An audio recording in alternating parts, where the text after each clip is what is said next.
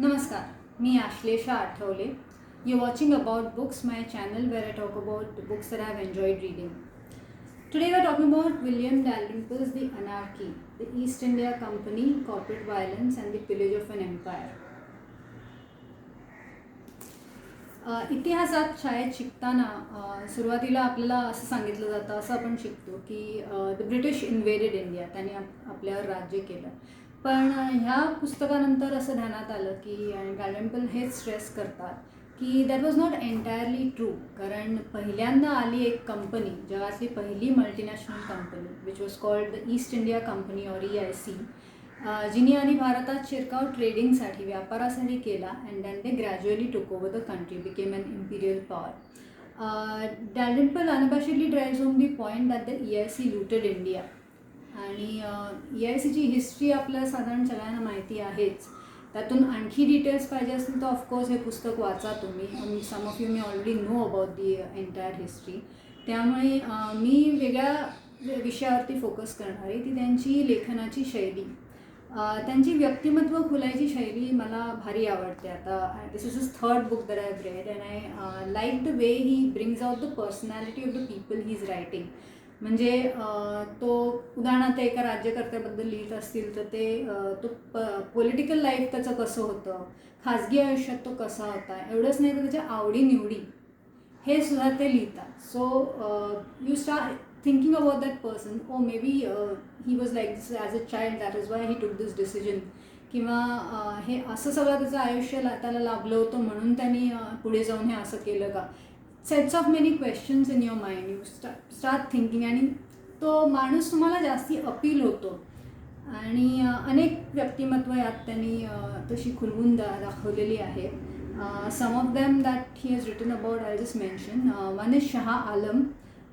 He was of course he was the emperor of the Mughal emperor, but Dalrymple writes that he was an author and wrote in Persian, Punjabi, Urdu, and he was more popular in Braj Bhasha.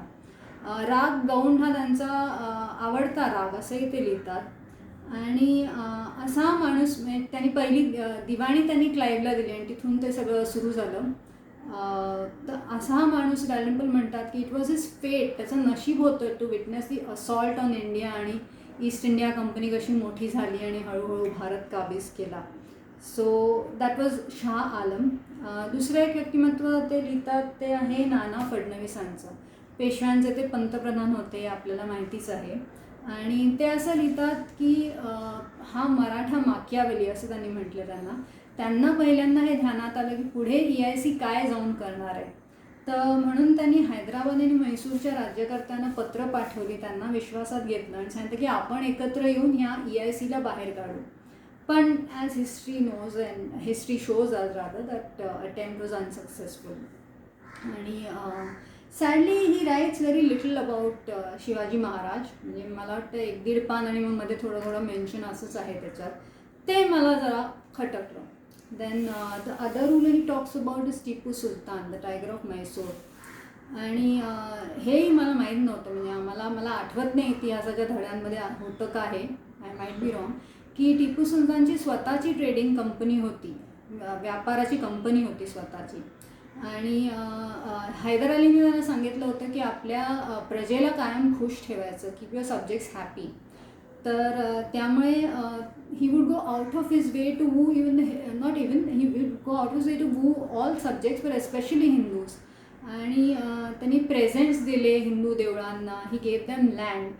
And he was also a great believer in the Hindu gods for example. And he consulted Hindu astrologers. आणि of course he was a devout Muslim and he relied both on Hindu holy man as well age Muslim Holy man. पण शत्रू आणि बंडखोर ते त्यांनी capture केले. तर त्यांचे तो हाल करायचा आणि त्यांचं धर्म परिवर्तन करायचं इस्लाममध्ये. And he was a great reader. He had 2000 books I believe in his library. आणि एका ठिकाणी डॅलरिम्पल म्हणतात की एक रेड टाकली त्यांनी आणि तिथे बॉटनी या विषयावरची भरपूर पुस्तकं मिळाली त्यांना. तर त्यांनी ती पुस्तकंही आपल्या लायब्ररीत ठेवून घेतली. आणि एक गमतीशीर मला माहिती मिळाली या पुस्तकातून की ते मॉडर्न इन्स्ट्रुमेंट्स म्हणजे थर्मोमीटर्स आणि बॅरोमीटर असं टिपू सुलतान जमा करायचे, त्यांना ते आवडायचं. Then, of course, another personality he's written about in this book is Robert Clive. Clive abhorred India, and in one of his letters he has even said that I think only of my dear native England. आणि he made his fortune in India. ते दोनदा आले भारतात. पहिल्यांदा he made his fortune in India आणि परत तिकडे गेला तर त्यांनी खूप तो पैसा वापरला ब्रिटिश पार्लमेंटमध्ये शिरकाव करण्यासाठी. आणि नंतर असं काय झालं की his Fortune was gradually listening आणि EICला पण अशा एका माणसाची गरज होती की जो स्ट्रॉंगली तिथे राज्य करेल त्यांच्या नावाने, तर म्हणून त्यांना परत पाठवलं गेलं. अँड हां, अनेक लोक क्लाईव्हसारखेच त्यावेळी जे भारतात पैसा कमवून यायचे ते असं ब्रिटिश पार्लमेंटमध्ये पैसा घालायचे किंवा MPची सीट विकत घेण्याचा प्रयत्न करायचे. तर हे एक मला नव्याने कळलं त्या काळाबद्दल. दुसरा एक राज्यकर्त्याने EICचा हेड ज्यांच्याबद्दल त्यांनी लिहिलं आहे तो आहे वॉरन हेस्टिंग्स.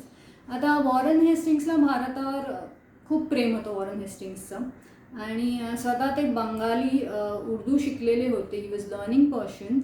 आणि Dalrymple Rice said he was no angel कारण EIC was at that time under him as extractive as ever, but he did respect Indians and India.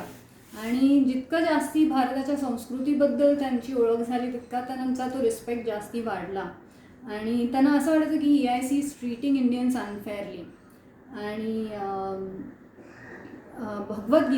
भगवद्गीतेचा जो पहिला अनुवाद होता तो त्यांनी स्पॉन्सर केला होता. And in the introduction apparently he has written that I love India little more than my own country. आणि भगवद्गीतेची फिलॉसॉफी ते आपल्या पर्सनल आयुष्यात गायडन्स म्हणून वापरायचा प्रयत्न करायचे. ही वॉज इम्पीच्ड अँड त्या इम्पीचमेंटच्या ट्रायलबद्दल पण एक वेगळा चॅप्टर दिलेला आहे डॅलरिम्पल यांनी. आणि त्यात ते असं म्हणतात की त्या इम्पीचमेंटच्या वेळी तिकीटं लावली गेली so that people could come and watch it. And I think it was £50 or so that each ticket was bought at.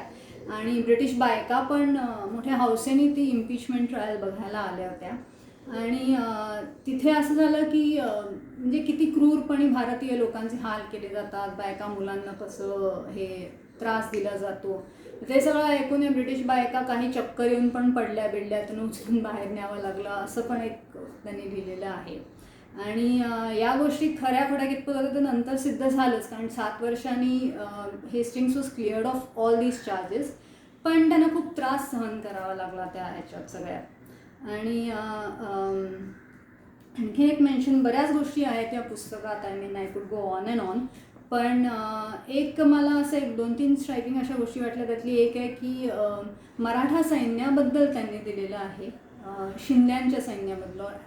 To pronounce it in a modern way, the Scindia's army. त्यावेळी त्यांनी असं म्हटलं आहे की it was trained army, the Shinde's army was trained by a Frenchman called Benoit de Boigne and they were very skilled the soldiers. In fact एका लढाईत त्या एका ब्रिटिश ऑफिसरने, आय थिंक वेलेस्ली नाव होतं त्यांचं, he has also praise them saying की दोन्ही सैन्य तुल्यबळ ठरली म्हणून. आणि अशा बऱ्याच गोष्टी आहेत या पुस्तकामध्ये. It's a very interesting read, I would urge you to read it. आणि एक फक्त मला म्हणायचं आहे की this is publish by Bloomsbury and it cost a lot, but look at this pages, it's not even a year old. आणि हे सगळी फोटोग्राफ्स त्याचे लूज होत आहेत.